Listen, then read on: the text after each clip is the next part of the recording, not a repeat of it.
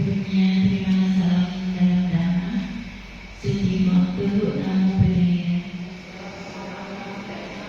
Untuk selanjutnya marilah kita mendengarkan dhamma yang akan dibawakan oleh Ramani Meida. Kepada Ramani, waktu dan kami bersilakan.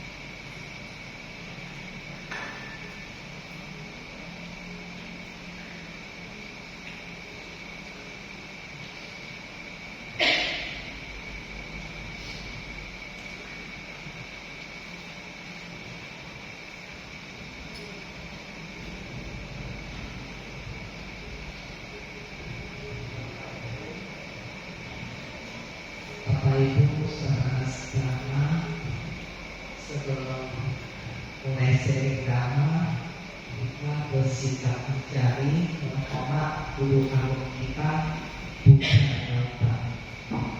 Namo tassa bhagavato arahato sama sambuddhassa. Namo tassa bhagavato arahato sama sambuddhassa. Namo tassa bhagavato arahato sama sambuddhassa.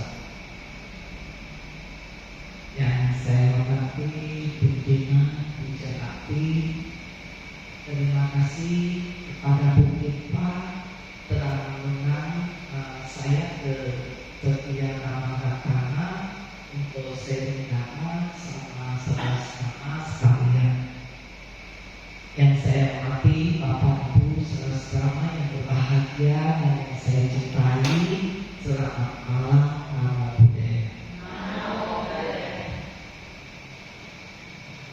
Sangat bersyukur ya, bersyukur dan kita berterima kasih ya, berterima kasih setiap hari kepada sekeliling kita yang mensupport ya, mendukung kehidupan kita sehari-hari. Karena manusia itu sosial ya, harus sosial, dan kita membutuh sesama yang lain. Nah, saya senang hari ini kita bisa duduk bersama ya, tapi di Magala Sutta membahas dhamma pada saat sesuai itu berkala. Nah, jadi sangat senang kita malam ini saya akan membahas satu dhamma dengan topik yaitu Paripaya Sutta.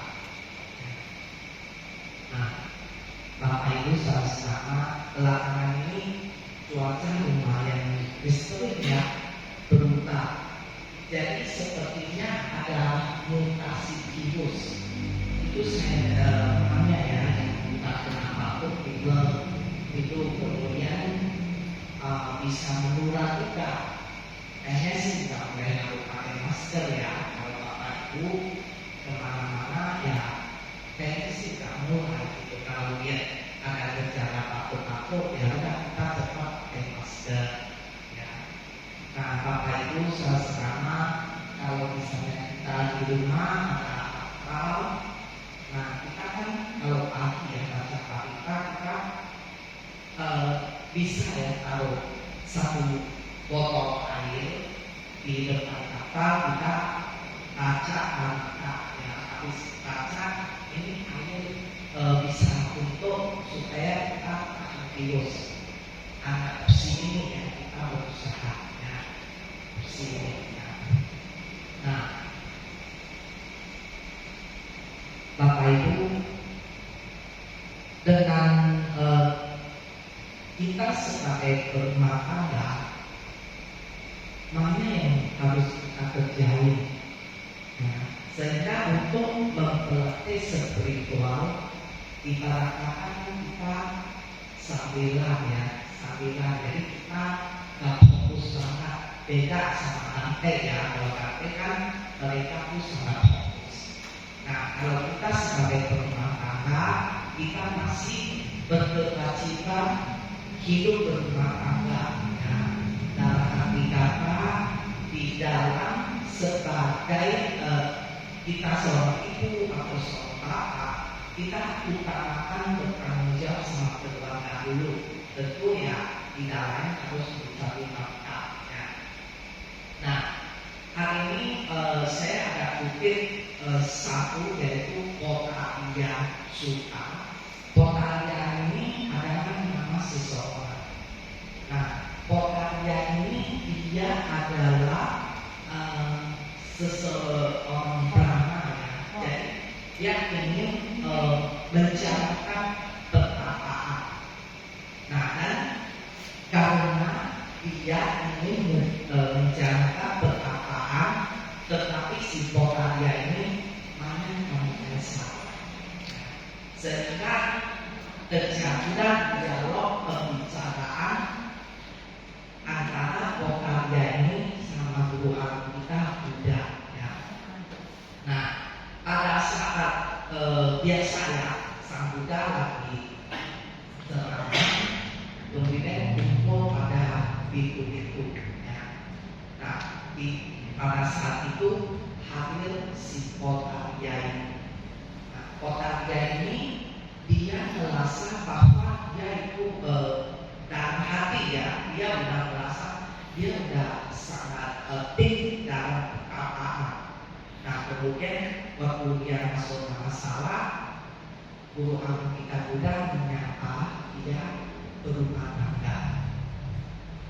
Berumah tangga, Potalia, ambillah tempat duduk di samping itu ya, itu menyapa sang Buddha. Nah, dengan sapaan dari sang Buddha, Potalia merasa dalam hati itu tidak senang ya, tidak beriman, karena dia merasa saya selama bertapa, kenapa saya dianggap sebagai berumah tangga.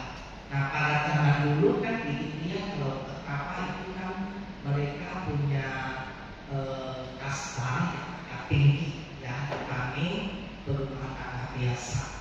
Nah, kemudian si Potalia ini merasa tidak suka itu dengan sapaan bahwa dia berumah tangga. Nah, karena sang guru agung kita ini kan luar biasa ya, bisa membaca pikiran orang lain. Nah, jadi sutta ini lebih ke berumah tangga yang ingin mempraktek di atas berumah tangga ya.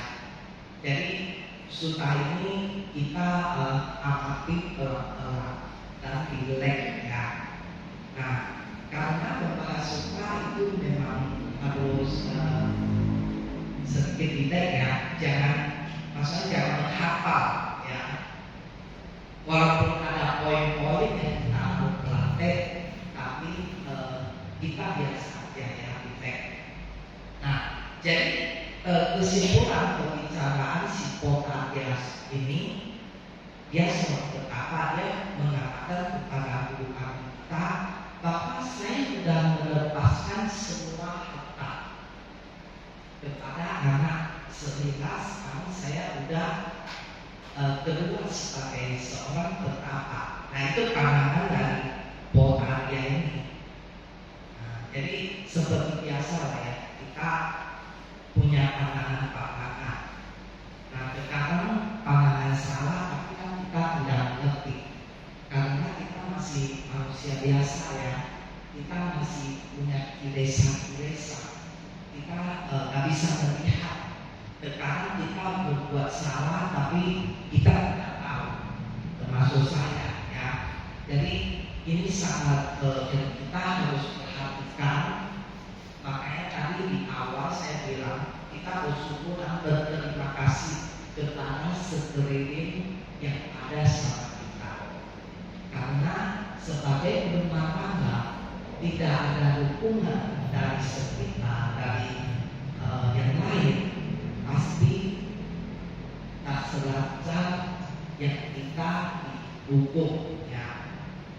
Nah, jadi malam ini kita mulai berjuang ya, berjuang. Nah, supaya ini mengajarkan kita perjuangan sebagai berumah tangga yang ke arah level lebih tinggi setingkat ya, lebih tinggi setingkat. Nah, jadi di sini Sang Buddha pembicaraan dan sama Kotarya ini ada poin-poin yang harus dipraktekkan. Nah, jadi si Kotarya ini merasa saya sudah dengar semua harta, artinya saya sudah serap betapa gitu. Di pikirannya dia itu. Malahan untuk mempraktekkan itu belum mencapai di situ, sehingga Sang Guru Agung kita mengatakan ada poin-poin yang harus kita praktekkan. Nah, selama apa poin itu? Ya, jadi kita bahas satu persatu. Nah, poin pertama adalah tidak membunuh. Nah, ini sepertinya isi dari sila ya. Tapi ini gak semua 5 sila. Yang poin 1 ini tidak membunuh. Bapak Ibu, kita lihat ya, sebagai manusia ada suka dan duka, ya, suka dan duka. Dari sila yang pertama ini tidak membunuh, Guru Agung kita selalu menegaskan kita harus melakukan ya, apapun yang terjadi sama kita itu adalah perbuatan atas diri sendiri. Nah, makanya terkadang ya, memang kalau kita mau ikut Guru Agung kita Buddha ini lebih mungkin gak semua bisa terima, karena kalau kita mau terima adalah satu hal kita harus mengaku kesalahan diri sendiri. Sedangkan mengaku kesalahan diri sendiri itu sesuatu hal yang gampang-gampang susah ya. Bisa kalau misalnya kita berbuat salah, kita bisa minta maaf sama-sama itu, kita minta maaf. Nah, bagaimana respon orang itu kalau dia tidak memaaf? Nah, ini yang sulit. Nah, disinilah kita mau berjuang. Saya bilang berjuang ya. Kita berjuang bagaimana supaya kita bisa mengikis itu. Ya. Nah, jadi kita lihat sila 1 ini sebegitu pentingnya ya. Tidak membunuh ya, tidak membunuh ya. Di sisi kita udah tahu ya, sering kita cerita silat, karena pada sini intinya kita mau sehat, mau sakit, isinya ada di 1 ini ya. Semakin kita mentaati sila 1 ini, tentu di dalam isinya adalah bisa panjang umur, kemudian punya rupa yang cantik. Nah, itu kalau tidak melanggar sila 1 ya. Makanya ini adalah salah satu poin yang harus dipraktekkan sebagai berumah tangga ke level tinggi setingkat ya. Jadi itu poin 1. Kemudian poin kedua adalah tidak mengambil sesuatu yang bukan milik kita. Nah, ini sebenarnya kayak sila kedua ya, tapi nanti ditinggalkan dari sila ya. Kalau 1, 2 masih penting dari sila ya. Nah, tidak mengambil sesuatu yang bukan milik kita. Nah, terkadang kalau kita sebagai berumah tangga, udah saat kita pun harus mengerti ya, kayak tante. Tante kalau misalnya berumah tangga, misalnya kita tidak persilakan dia minum, dia mungkin ambil minuman sendiri ya. Nah, jadi kita ini poin-poin walaupun secara halus gitu ya, secara halus. Apalagi di sana contoh nih, kita ke pesta, ya, ke pesta, kita pikirannya dong, kita kan banyak makanan ya, bolehkah bungkus-bungkus pulang, walaupun nggak disuruh ya. Ini memang sih kayak sepele sekali dan sangat halus. Ya, tapi kalau kita misalnya kita mau lebih makmur, lebih sejahtera, mau nggak mau memang harus berbelah tekad, karena di ini sangat halus ya, sampai sekarang kita pun tidak tahu gitu ya. Nah ini adalah poin kedua. Nah poin ketiga, tidak memfitnah. Nah, sering ya ada kata-kata umum, memfitnah itu jauh lebih kejam dari pembunuhan ya. Itu ada kata-kata yang sering saya dengar. Nah, memfitnah ini adalah satu karma buruk yang kita buat dari ucapan ya. Bapak Ibu saudara-saudara, beruntung sekali kita ketemu Guru Agung Buddha. Dia selalu ya bagaimana membimbing kita dapat sesuatu yang bebas dari penderitaan. Nah, coba Bapak Ibu mikir kalau misalnya suka memfitnah, ya suka memfitnah ini suatu penyakit batin, ya. Tanpa kita tahu, maka kita tahu ya penyakit batin bisa tiba-tiba ini sering terjadi pada saat kondisi untuk selamatin diri, ya.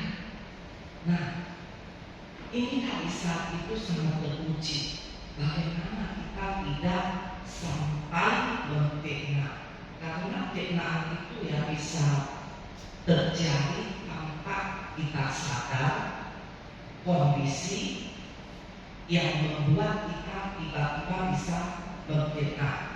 Nah, makanya Bapak Ibu selama kita harus waspada, ya, waspada dengan ucapan, ya. Karena kalau kita mau bahagia ya, happy. Nah, tapi kalau misalnya kita punya batin, itu masih ada kotoran di desa. Fitnah ini salah satu membuat penderitaan juga, penderitaan berat juga ya. Jadi mudah-mudahan ya kita bisa berjuang. Saya yakin kita kan sering baca suta ya, suta karangan kita suta. Kalau kita sering baca, kenapa semoga misalkan kita baca karangan kita suta supaya kita ada wujud meta ya. Begitu meta timbul, kita pun sedikit pun tidak ada niat untuk jahatin orang lain, itu pasti muncul. Nah, makanya ini perlu latihan ya. Bapak Ibu sama-sama kita kan ingin happy ya. Happy itu harus berjuang, tidak ada harinya. Saya selalu tidak ada harinya. Nah, hari ini saya ucapkan selamat juga kepada Bapak Ibu sama-sama telah berjuang loh ke tempat ini. Nah, berjuang walaupun misalnya cuma 2 jam gitu ya, kita kan dari rumah harus jalan, ini satu sesi perjuangan. Tapi yakin semua yang kita perjuangkan untuk diri sendiri, bukan untuk orang lain ya. Nah ini itu supaya ini benar juga latihan ya. Nah itu poin ketiga, keempat tidak serakah. Nah Bapak Ibu sama kalau tidak serakah ini ada satu perumpamaan cerita dari Sang Buddha ya, perumpamaan. Jadi ceritanya di satu hutan yang tidak ada orang gitu ya.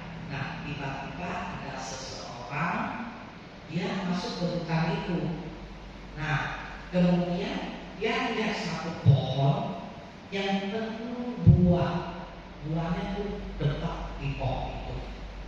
Nah, kemudian yang masuk ke hutan itu dia berpikir, wah ini buahnya dekat sekali gitu ya. Alangkah bagusnya kalau itu saya naik ke atas pohon, kemudian saya petik buah-buahnya masuk ke kayak semacam kantong ya yang dia bawa. Pikirannya itu dia naik gitu. Nah, pada saat dia naik ke pohon itu ya, naik, tiba-tiba datang orang kedua. Nah, orang kedua ini pohonnya buahnya gede banget ya. Wah, gimana cara ambil? Sedangkan saya kan nggak bisa menanjak pohon gitu kan, tidak nanjak. Kepikir ya, kalau gitu ini saya berenang pohon ini gitu ya. Nah, pohon ini kan saking lebat, ya kan? Saking lebatnya dia nggak ada orang yang pertama yang naik di pohon itu. Nah, apa yang terjadi kalau misalnya dia terbang di pohon ini? Ini perumpamaan. Ya. Kira-kira saudara-saudara nangkap dari cerita ini? Perumpamaan. Ya, ini perumpamaan tentang keserakahan. Nah, Bapak Ibu, kita maksudnya di sini perumpamaan ya, maksudnya lagi kebayang kalau misalnya orang kedua ini benar-benar dia terbangkan pohon, orang pertama masih jatuh atau apalah ya.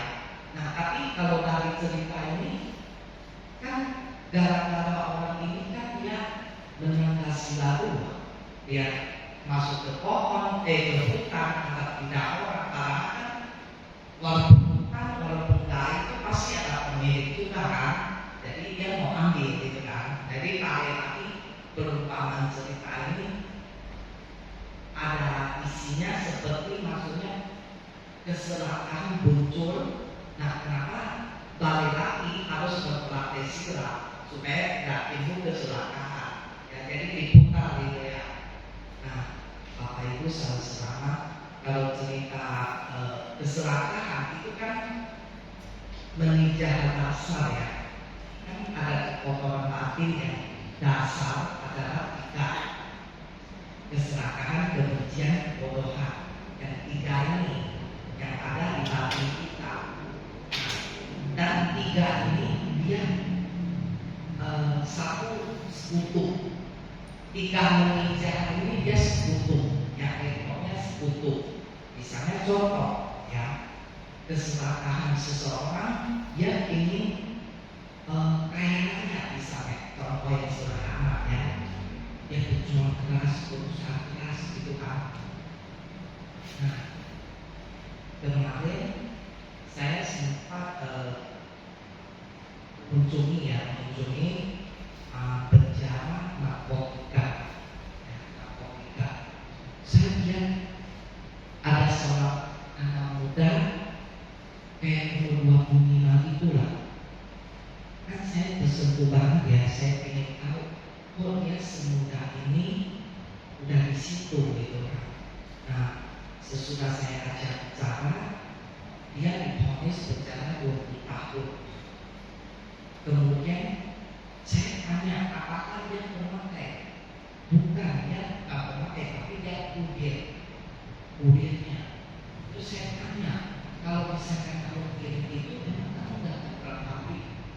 100 juta satu kali. Saya tanya, apakah kamu udah pernah lolos itu? Dia pernah lolos 2 kali, ini ketiga kali ketangkap. Coba, manusia selalu kita mau cari duit instan ya, tapi tidak segampang yang kita pikirkan. Itu ya, makanya sangat disayangkan kalau misalnya kita tak akan tampil ya, banyak godaan ya.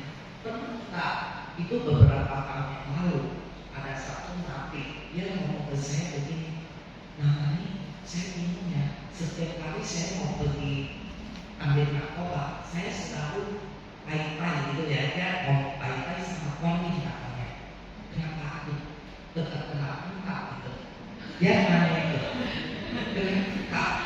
Memang manusia juga ya, pasti nangkep. Iya. Tapi dia tanya gitu Kalau kan. bisa ngilang. Iya, Saya bilang, saya bilang kali ini tuh sayang sama kamu. Mau stopin sama buruk kamu. Kan kepikir nggak dengan narkoba ini kamu telah melukai dan mencelakai ratusan orang.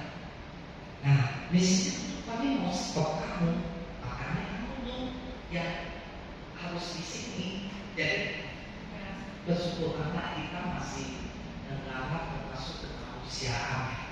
Kalau di narkoba itu, kalau kita saya sih nggak tahu ya, kalau yang narkoba ini dia ada pidana juga. Jadi kalau KTP muda, mereka masih ada kesempatan untuk meditasi, ujarati. Jadi kemarin saya justru diminta untuk bawa partai acara kita di situ.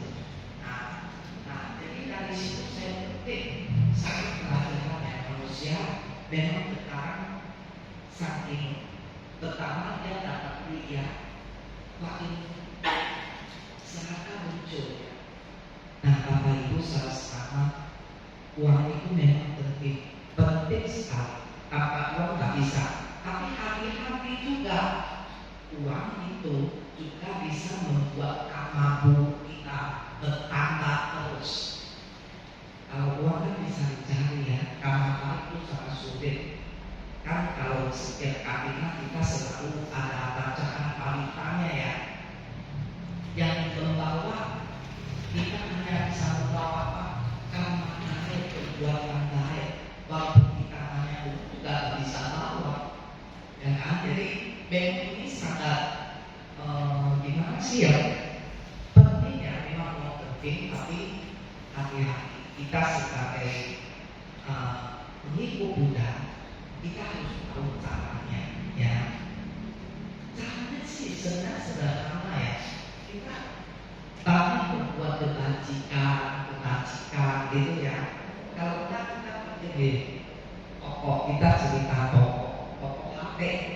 Sini jual HP, sebelah jual HP. Satu deretan HP semua. Terus gimana? Nah, kalau dapat kata yang mendukung ya usaha lancar, tak rame. Nah, gimana caranya? Ya udah, taati sila, tanggal suka, diingat, yang mempelajari gitu kan, oke gitu ya. Nah, kan kalau kita selalu mencari hoki ya, nah hoki itu sebenarnya di depan mata ya. Nah, tapi jangan kerja yang terbalik ya. Ada yang kerja terbalik, misalnya kalau di Manggarai Sutra misalnya kita menghormat satu dihormat misalnya, ya kan? Sama hormat sama orang tua, sama orang tua sendiri nggak hormat gitu ya. Jadi ada yang terbalik ya. Jadi fenomena keserakan ini memang salah satu dari kejahatan kita, dan selalu dia timbul bekerja dengan sangat halus ya.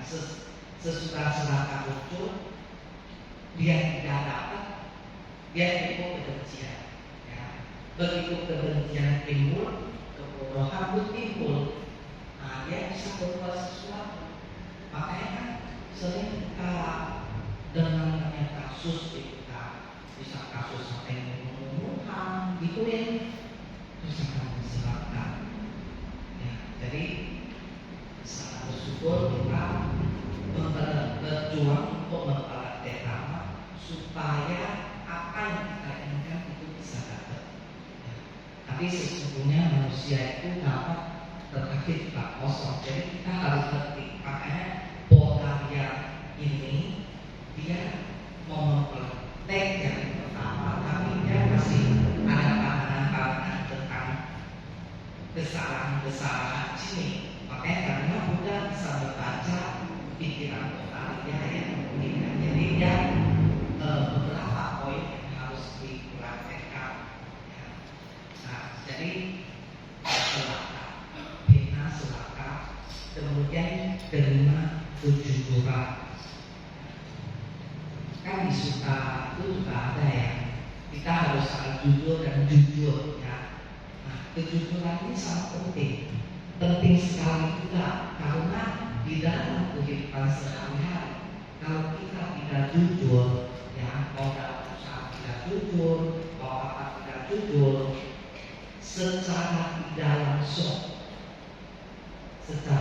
langsung ya itu kalau yang tidak jujur kan lebih ke Pencaksilat 4 ya, suka misalnya berbicara sesuatu yang bohong gitu ya. Nah, bohong termasuk tak jujur gitu. Jadi itu ada hubungannya. Nah, ini ada satu energi yang tanpa sepengetahuan kita. Kita kalau misalnya terlalu sering tidak jujur ya, begitu kita bicara aja orang tidak suka gitu. Nah, tapi kalau kita rajin mempraktek sila ini ya, kejujuran, otomatis ya kita dapat ya. Contoh, mungkin Bapak itu suka berpikir misalnya, kalau misalnya saya contoh ini karena kita berumah tangga ya, misalnya kita mau buka usaha, kan selalu nggak ada modal gitu kan. Nah, tapi kok bisa ya buka usaha ini ngomong? Ya bisa kalau kita dapat kepercayaan dari orang, kan support. Nah, itu bisa. Nah, bagaimana bisa disupport ya? Kita harus berjuang juga dalam mempelajari sila ini. Jadi itu kejujuran ya, yang dimiliki kejujuran. Nah, kemudian poin ke-6 adalah dengki. Dengki itu iri hati ya. Dengki ya, bahasa Indonesia iri hati lah ya. Nah, ini juga harus kita tuntaskan ya. Nah, kalau ini kan menyangkut apa ya, psikiater.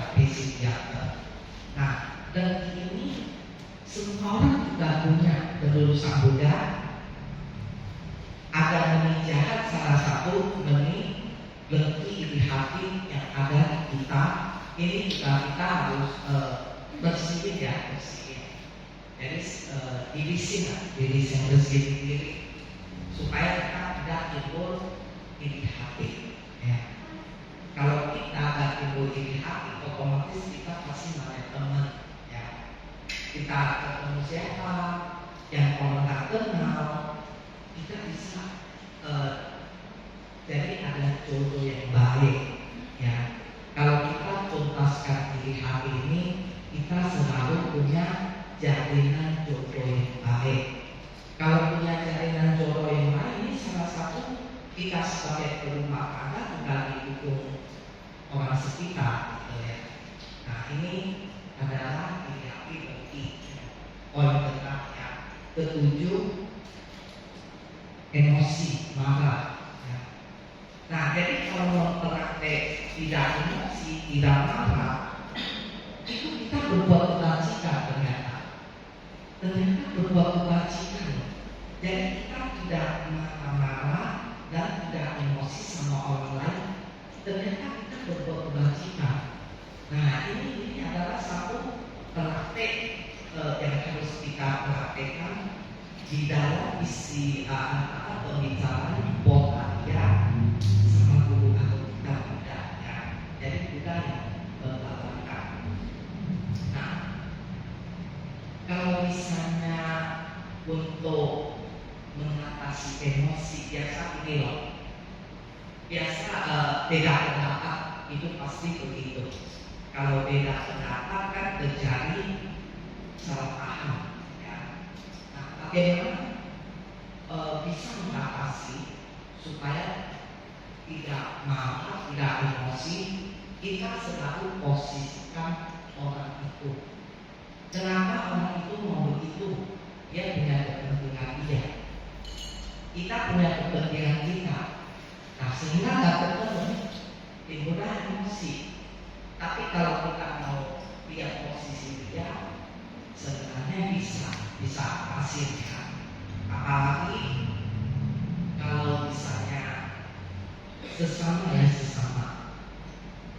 mau join dalam usaha atau kita sebagai yang anggap yang pengurus ya, biasa pengurus kan terdiri dari kelompok orang, benar tak?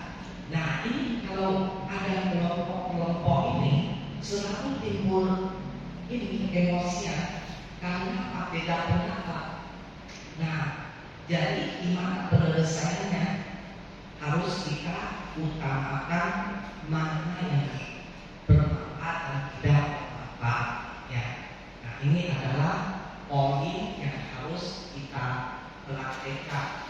Anggap misalnya kalau kita tidak marah, berarti kan kita berbuat baik. Nah itu yang sederhana aja.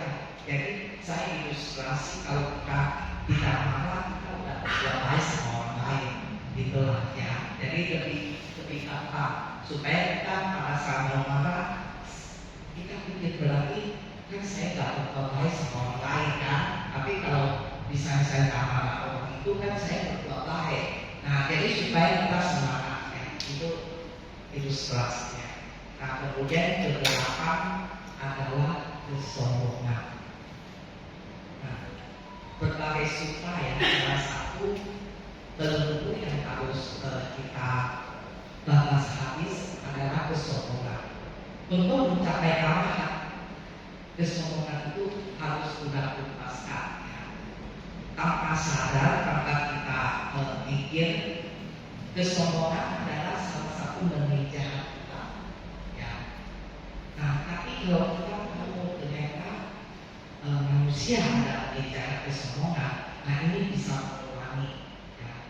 Jadi kita kesombongan itu ada hal, misalnya kita memandang denda orang lain ya. Nah ini sombong. Kalau kita lihat kayak belum tahu aja udah mendendahkan orang lain, hati-hati karena ini adalah salah satu perbuatan tercela ya. Nah, jadi kalau misalnya kita mau bersih dari hati kesombongan ini, kita harus pakai meta kita ya, hanya meta baru kita bisa lepaskan kesombongan. Nah jadi dari Potaria Sutta ini antara pembicaraan Guru Agung sama Potaria sama betapa ini kesimpulannya yang 8 poin dipraktek ya. Sebenarnya kita kan sehari-hari udah praktek masila ya kan. Nah kemudian inilah ditambahin, maksudnya yang 8 poin. Jadi tadi poin pertama tidak membunuh, poin kedua tidak mengambil yang bukan milik kita ya. Itu kan sila 1, 2. Tapi kalau kita kan beda ya. Kita tidak fitnah, kemudian tidak memfitnah orang lain, tidak serakah, jujur, mengki, intihatik ya, sama marah dan kesombongan. Nah, jadi ini adalah satu sutta sebagai perumah tangga untuk mempraktek di atas satu dekar. Itu lebih kurang seperti itu ya. Nah Bapak Ibu sama-sama kalau membahas sutta itu memang banyak ada yang berkesinambungan. Misalnya kalau kita menganggap antara ini 1, 2 sila gitu ya. Jadi sang dua agama itu banyak perumpamaan juga ya. Nah salah satu yang poin dibahas dengan Potaria ini, nah Guru Agung kita juga mengingatkan adalah tentang kehidupan berumah tangga selalu kita terbuai dengan yang telah kita ya. Kan karena kita masih manusia biasa ya, manusia biasa, jadi selalu kita terbuai dengan kesenangan ilmiah. Nah, makanya Sang Buddha ada satu perumpamaan bagaimana berumah tangga juga harus tahu satu hal, kesenangan indera ini yang menderek kita, membuat kita menderita. Jadi dia ada perumpamaan, yaitu seekor anjing yang lagi lapar, kemudian dia mendapati satu tulang yang ada di lakinya, tapi penuh darah dia. Nah, si anjing ini sangat menikmati dan menjilat tulang itu sampai merasa itulah kesenangan gitu ya. Nah, ini perumpamaan, maksudnya perumpamaan Sang Buddha dalam membahas kita sebagai berumah tangga. Kan antara sangga ya sama berumah tangga kan, kalau kita berumah tangga kan cuma berpraktek 5 sila 8 ya. Nah, kalau praktek kan beda. Nah, jadi Sang Buddha itu kasih perumpamaan kepada berumah tangga. Jadi maksud Sang Buddha adalah kita hati-hati dengan kesenangan indera kita ya. Misalnya ya, kalau misalnya kita lihat sesuatu, kita bisa terbuai sampai merekat, nah itu membawa penderitaan karena keinginannya tidak tercapai ya. Di saat keinginan tidak tercapai kan pasti timbul penderitaan. Nah, makanya Bhante Sutta, guru kami kita ini selalu bagaimana semua makhluk bebas dari penderitaan ya. Jadi kalau saya petik dari kesimpulan antara pembicaraan Pokaliya dengan guru kami kita Buddha ini kalau kita renungkan ya, dan kita petik apa yang harus dipraktekkan itu sebenarnya bisa hilangkan 50% kita tidak stres. Sering kan sekarang kalau udah dikit-dikit, oh lagi stres ya, kan oh lagi stres, stres gitu kan. Nah, stres ada bilang ya udah aku nyanyi-nyanyi biar stres.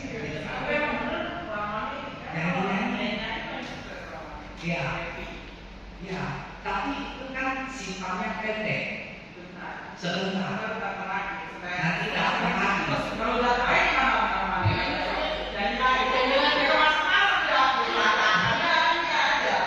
Nah itu ya, yang guru kami kita maunya kita mempelajari sesuatu itu yang bisa benar-benar membebaskan kita dari penderitaan gitu ya. Jadi kalau nyanyi-nyanyi senang-senang kan, kesenangan yang pria itu kan sementara ya. Nyanyi-nyanyi kan stres, dia nyanyi juga begitu lagi ya kan. Kalau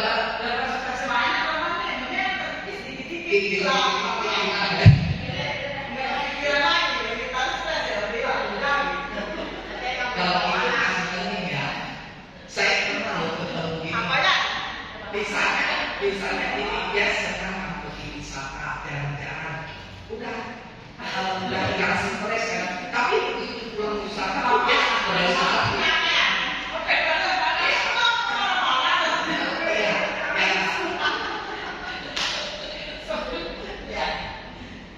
Makanya kalau kita dengarkan ya, Sang Buddha ini selalu bermimpi bagaimana semua makhluk bisa bebas dari penderitaan, tapi balik lagi semua penderitaan itu cari sendiri gitu loh. Sekarang nggak perlu stres, nggak bingung lagi stres apa gitu ya.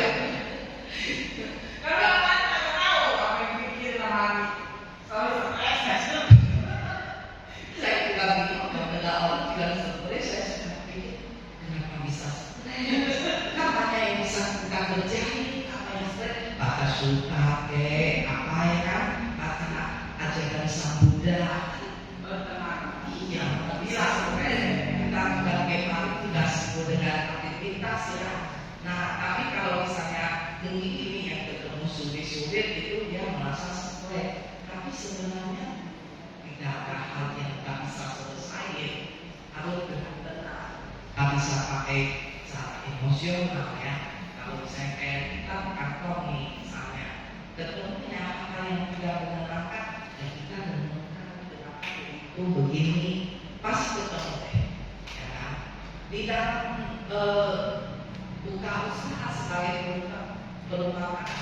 usaha apalagi baru mulai, makanya kita masalah yang muncul. Tapi kalau kita mengalami dengan stres ya bukan jalan keluar. Kalau saya sih maksudnya kita usahain jangan stres. Ya. Nah makanya di suka ini saya mengutip kalau kita mempraktek 8 poin ini minimal kita bisa enggak 50% stres ya, karena division. Jadi setiap kali kalau guru aku ajarin kita itu membersihkan diri, itu intinya sebenarnya. Jadi bagaimana membersihkan diri ya. Soalnya kalau cerita nyanyi bikin bahagia itu bakal lama, bukannya juga sebentar, ini timbul masalah lagi dan timbul lagi masalahnya. Kita tetap bakal kalau dalam praktek ya, itu harus mempraktek. Makanya paling kita harus rajin mempraktek. Jangan kalau bisa lagi stres, mungkin ya kalau meditasi sulit ya, karena suka ya kan, baca suka itu bisa ya, cari poin-poin yang positif.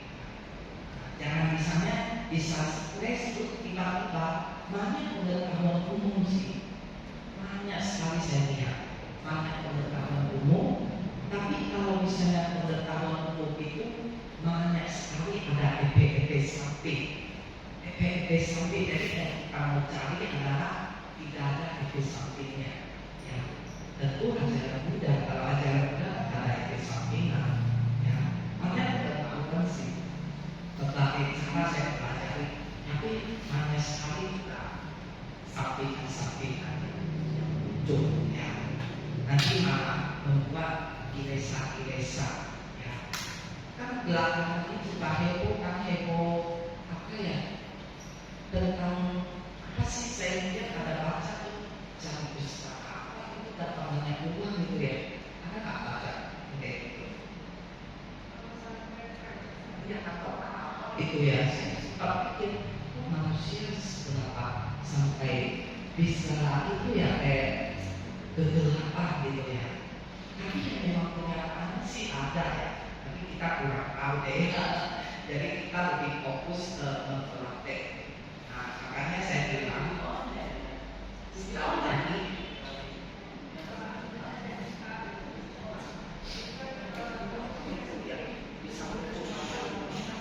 gitu ya. Nah, jadi karena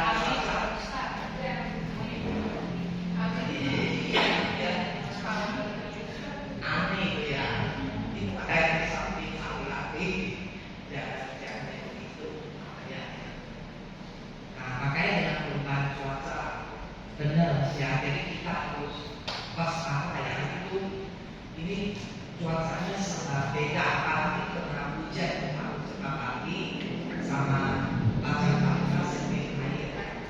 Nah jadi saya ambil satu kesimpulan malam ini tentang Bodhaya Sutta ini mempraktek 8 poin untuk supaya sebagai rumah tangga bisa naik satu level. Oke, dengan singkat ya baca level. Mungkin Bapak Ibu sekarang ada yang jawab aja ya. Kalau misalnya ada yang mau tanya, kira-kira suka ini atau online boleh.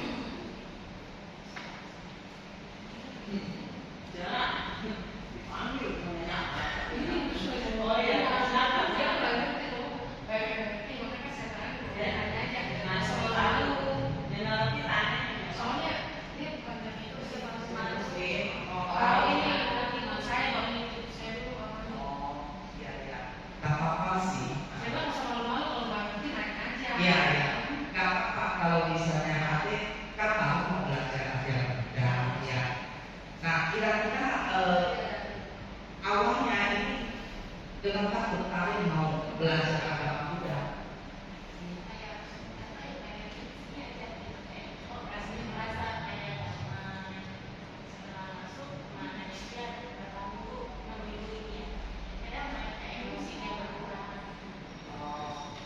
Tapi ada jodoh ya, ada jodoh. Jadi sekarang kira-kira apa yang masih sanksi gitu, masih ada kelakuan untuk ajaran Buddha ini kelakuan. Itu masih aku apa? Ada yang nggak ngerti kan? Kita merasa kalau ini rasanya enak. Soalnya udah coba di sini, udah coba yang ini enggak. Dan yang baru ini dia merasa enak. Sangat sederhana. Kalau ajaran Buddha ini kan sesuatu yang universal, ya. Maka Buddha pun nggak bilang tentang agama ya. Itu kan tidak agama bahkan tidak berbuat jahat ya, maksudnya agama. Nah kalau Buddha ini lebih spiritual, ya. Untuk pertama, misalnya dasar ya, pengikut Buddha, bagaimana dia bisa mengikut sangat simple, cuma jalankan pertama yaitu dana. Kita harus banyak karena dana ini mendukung kehidupan kita, ekonomi yang baik, ya kan? Nah mungkin di sini tekanan bisa diterima ya, karena nggak bisa terima misalnya ada pertanyaan, kalau misalnya saya nggak punya uang, kita bisa dana gitu kan. Nah dana ini kan bebas, bahasanya kita membantu orang tua yang menyeberang jalan itu bukan kita berdana juga, ya kan? Kasih pengemis misalnya 500 kan berdana juga, jadi nggak pakai uang gede-gede itu berdana. Intinya bagaimana melatih hati kita ini punya meta untuk melepas kesalahan kita, dan hati dana ini kita dana.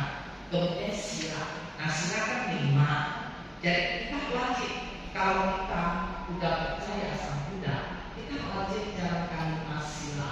Pertama, tidak membunuh, tidak mengambil yang bukan milik kita, terus tidak asusila, tidak bicara bohong, tidak minum mabuk-mabuk. Jadi 5 sila ini yang kita rawat, kita jaga. Nah kemudian dana sila sama dia meditasi, karena memperhati sila dana tanpa samadhi ini gak sempurna. Samadhi inilah yang membuat kita bisa membuka kebijaksanaan ya. Manusia sebenarnya gak perlu pintar ya, pintar belum tentu bijaksana. Bijaksana itu pasti pintar, karena kalau pintar itu juga ada sisi buruknya ya, saking pintar. Contoh, saya pernah ketemu misalnya seseorang ibu gitu kan, dia bawa kue lapis gitu, tangannya ini terus, sangat kasihan ya, ini terus dia minta tolong, saya mau jualan kue ini untuk berobat suami gitu kan, mahal kuenya. Sebenarnya kuenya itu udah 200.000, tapi dia minta 200.000. Sebenarnya kalau kita pinter ya, kalau kita pinter mungkin si kue ini 200.000. Tapi saya pakai pandangan ini, orang ini keadaannya begini. Dia ngomong apa kan kita nggak tahu, kita kan manusia biasa. Tapi kan kita bisa tipu belas kasihan. Dia adanya gini ya. Nah walaupun kue ini saya tahu ini nggak ada 200, tapi karena dia bilang dia mau berobat suaminya, nggak tahu benar apa enggak. Tapi kita pikir lagi, dia sampai begitu loh, sampai melakukan begitu ya. Maksudnya saya tanya dia klarifikasi atau apa. Nah ada yang kamu kasih kamu ini, tapi saya pikir lagi, saya cuma misalnya semampu saya misalnya dia bilang 200 kali lagi, kalau kita mampu ya gak apa-apa lah, anggap aja kita beli makan, bener gak? Kalau dia ngomong kan itu kamar dia, tapi kalau misalnya kita lihat begini, kita bisa masih sikap kita paham orang sampai kita itu di kapal kami sampai dia kita sampai ucapnya dengan aku bicara gitu loh. Jadi sekarang kita kalau bisa kita bilang kayaknya bisa loh, bisa 3 ya, bisa 3 kan nggak ada politika, tapi karena kita mau mempraktek logika nggak apa-apa. Maksudnya Anda misalnya benar yang ngomong sama kita, tapi dari yang lain udah membantu dia, yang kita udah baik. Kalau misalnya dia ngomong kita, urusan berdua. Tapi kalau kita katakan itu cuma 1 kali dan ketemu, belum tentu bisa ini lagi. Berarti kan saya tidak menyiapkan satu kesempatan. Kalau memang ternyata benar, itu cuma nilainya bagus. Kalau memang benar ya, nah tapi ya seorang laki-laki itu kita tak tahu ya. Memang sikapnya berbijaksana. Nah ini penting, tapi ya itu terkadang juga nggak boleh terlalu pinter ya. Sampai pinter bisa pikiran itu juga. Makanya kenapa harus samati, ya kan? Kalau kita ada samati, pilih kita tahu antara ayat itu apa itu sih, itu bisa. Nah itu tergantung kamu masing-masing sama dia seberapa nilainya. Nah jadi kalau ikut ajaran Buddha itu cuma memulai etika ini aja, nggak ambil benar gitu ya. Mudah-mudahan tapi ya kalau misalnya ngerti ya. Kira-kira ada yang mau bertanya lagi? Selain oke. Ya. Ini udah jadi sertifikasi ya. Terus sambil lagi harus belajar semangat. Harus. Kalau saya harus suka, saya sesuai itu kata cerita gitu. Takutnya nanti terlebih kemarin panjang-panjang. Memang saya nggak akan bisa panjang-panjang sih kalau saya pergi harus suka yang dibahas ya itu. Jadi ya waktunya sih masih ada 10 menit. Ya.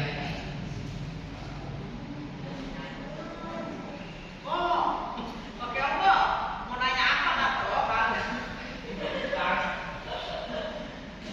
Berarti udah bisa Ada saya dia di luar negara tapi masih mau jadi mau dipahami dulu katanya. Dipahami dulu dikit-dikit. Lama-lama masih ngerti kan. Oh iya, namanya baru. Jadi kita kan harus belajar ya. Apalagi Udah bisa dia. satu keyakinan itu kan nggak bisa dipaksa ya. Harus dari diri. Meditasi dia orang ini. Kita pertama kan hidup ngomong sama tadi ya kan bagus bagus dia. Gimana cara parah? Sini dia waktu pertama kali datang kemarin ya dia langsung fokus meditasi itu kalau tanah isi jadi lebih banyak meditasi. Oh iya iya. Kalau harapan aku suka bagus banget sih dia. Karena dia udah bisa meditasi dulunya sebelum Oh sebelumnya suka di mana meditasi?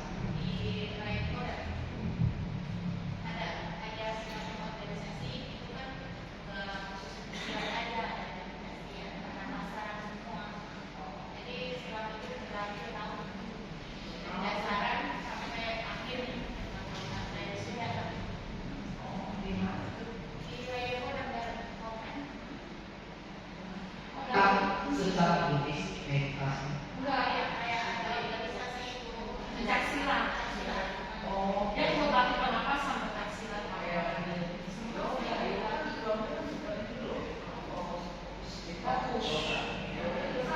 Sebenarnya ini guru agung kita kalau mengajar meditasi kan samatha dan vipassana ya kan. Kalau ada yang tanya sebenarnya guru agung kita ini mencapai kesucian itu dengan cara samatha apa vipassana? Sebenarnya dua-duanya loh, dua-duanya. Jadi samatha itu kita sebagai rumah kakak awal kita samatha ya supaya ada ketenangan ya. Samatha itu kan dari ketenangan hati, gitu kan. Nah dari ketenangan hati ini kan nanti dia meningkat ya. Jangan 1, jangan 2, 3, 4, 5 ya. Cuma saya nggak ada jangan jadi nggak bisa bahas ya. Jadi itu yang saya tahu ya teori. Nah kalau vipassana Vipassana itu saya tahunya sangat bagus untuk kita. Kita pada saat sekarang ini kita harus melakukan vipassana suatu hari. Kita keluar, kita menghadapi penyakit yang menurut kita tumbuh. Ya, kita harus pakai cara vipassana.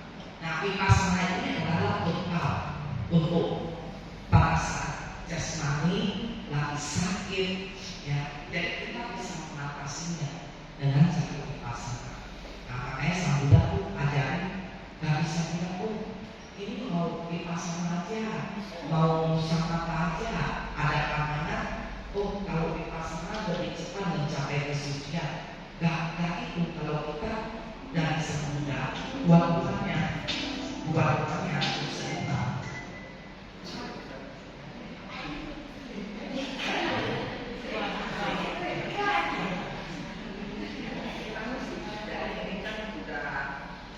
Akan kami ya, biar tak pulang apa aja. Tadi nggak ada pertanyaan lagi toh. Oke deh. Tadi kita sama dengan bersikap jali. Semoga jasa-jasa kebajikan kita buat bersama ini bisa menimpa pada leluhur dan semoga semua makhluk berbahagia. Sampai kata menuju sukita. Satu.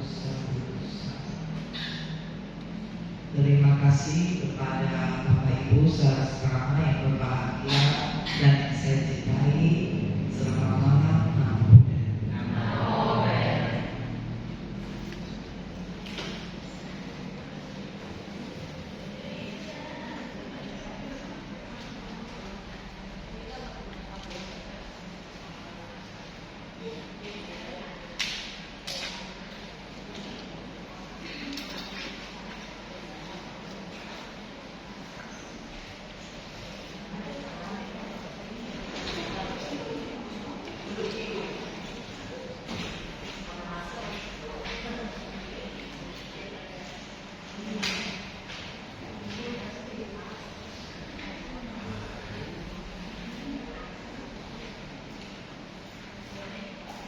Terima kasih Ramani atas pengalamannya. Semoga bermanfaat untuk kehidupan